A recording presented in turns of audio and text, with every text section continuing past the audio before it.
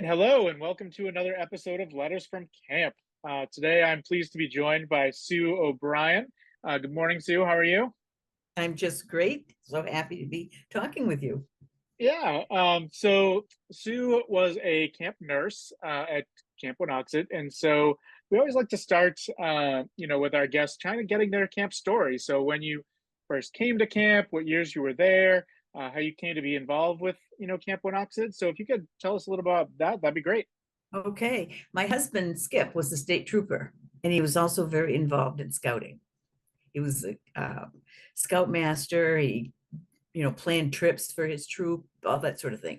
So anytime there was a camp in the area, he would check it out. And off season, I think he met Mr. Kennedy, Jack Kennedy, who the ranger.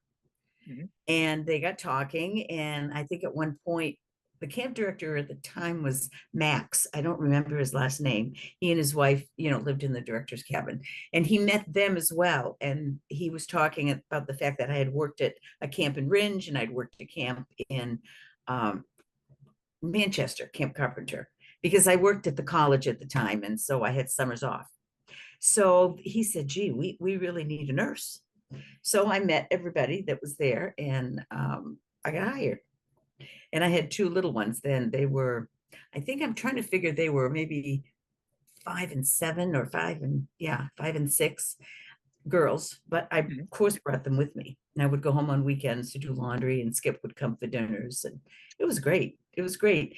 The campers, not the campers so much, but all the staff, they took those kids under their wing and they would come and get them in the morning. I didn't see them all day. They attended all the functions. They went to the waterfront. They learned how to swim. It was fantastic for them. It was a great way to grow up. And I And think we figured 1979, 78, 79 is when I started, because I heard Gary Shepard, and I'm pretty sure I may have started the year he became a CIT, which was 79. okay. I might And have. Go how many ahead. years were you there? I thought it was 12, but I think if you look at the thing, it probably 10 or 11. Okay. So Yeah. most of the 80s then. Yeah. Yeah. Yeah. Wow. It was really a lot of fun. Um, yeah. um, so it seems from what I've heard and from what I know that you were a camp nurse who was very integrated into the camp program. And now, was that something you did on purpose or did it happen more kind of naturally? Well, I think I don't know. I think it became a family, and it was just automatic. And I think I was the camp mom. Okay. Yeah. Mrs. Kennedy, the ranger's wife, she handled the store. And then she'd go back to her cabin. Of course, they had meals with us and all of that. But I was out there all the time. So I think I was the camp mom.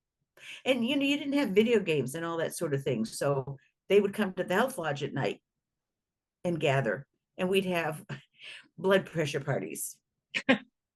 We take everyone's blood pressure, and I had the highest, I had the lowest. And so that's when I started thinking about a camp newspaper, so that we could share all this wonderful information about our blood pressures. And I did start that, and every department would bring me something to put in the paper. And sometimes there were a few little verbal battles between departments. I'm better than you are, etc. But I monitored. I didn't let it get out of hand. So I would type it up, and someone's mother, I can't remember who, would mimeograph it, because in those days you didn't copy, you mimeographed, and we pass it out. I wish I had some left, because we really had a good time with that. Yeah, So you're doing that on a typewriter? yeah, yeah. An old typewriter, not a computer. Yeah, yeah. I don't think I could push those keys down anymore. We're so used to the computer, the light key. Yeah, yeah. That was a um, long time ago. being in the health lodge for so many years, any particularly gruesome injuries or ones that you remember? No, we didn't have anything gruesome, but a couple of things. We had a young man that came and was um, had hemophilia, the bleeding, one Mhm. little cut near. Well, that was a little worrisome having him around camp.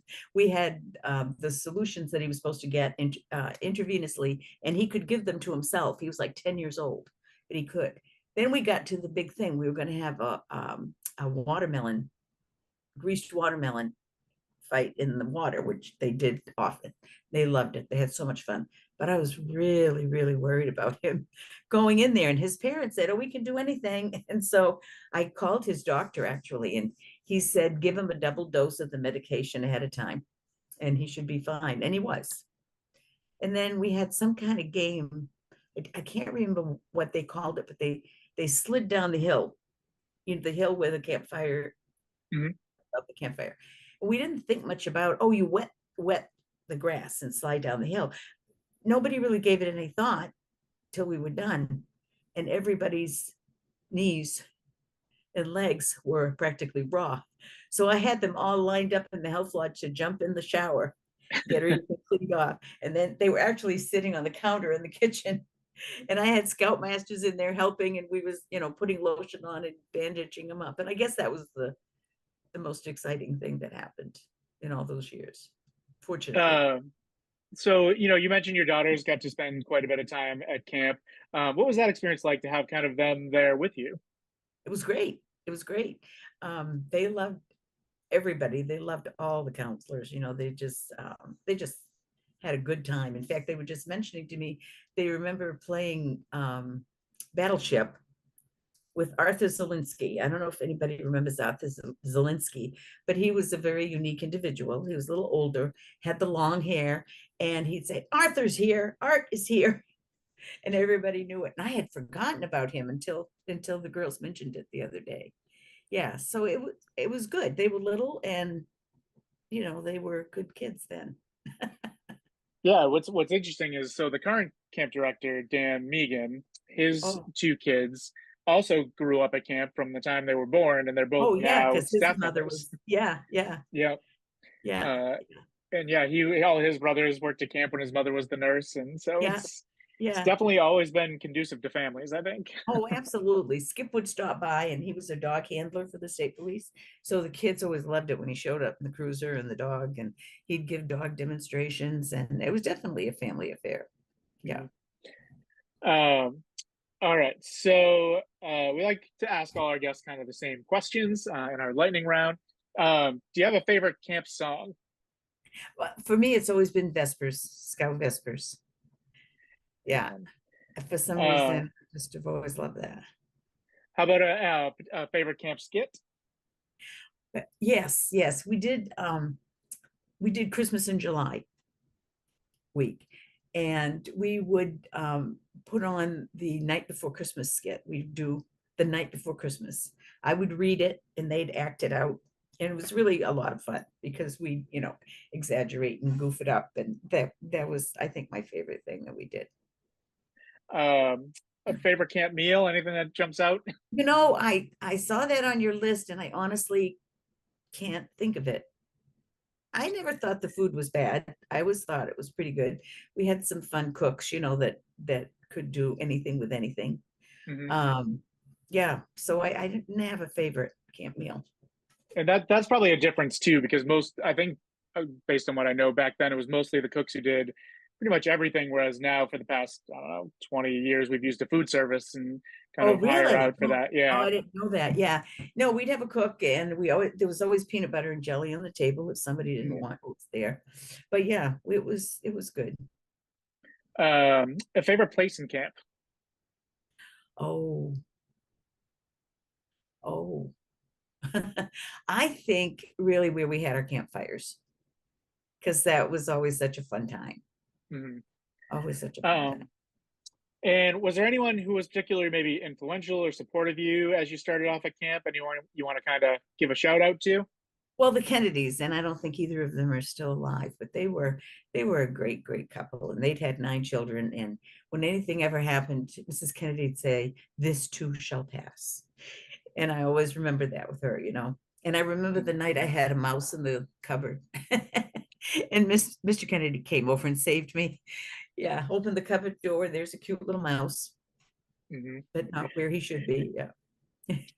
So I was a CIT in 1995. So I did get to meet Ranger Jack and his Oh, wife, and yeah. and the current amphitheater was dedicated to them when it was rebuilt, probably about 15 years ago. but it is the Jack and Ruth amphitheater now at Yeah, I camp. didn't even realize that. I was there last summer because Hmm. Gary Shepherd was there with his kids, with his Hmm. son.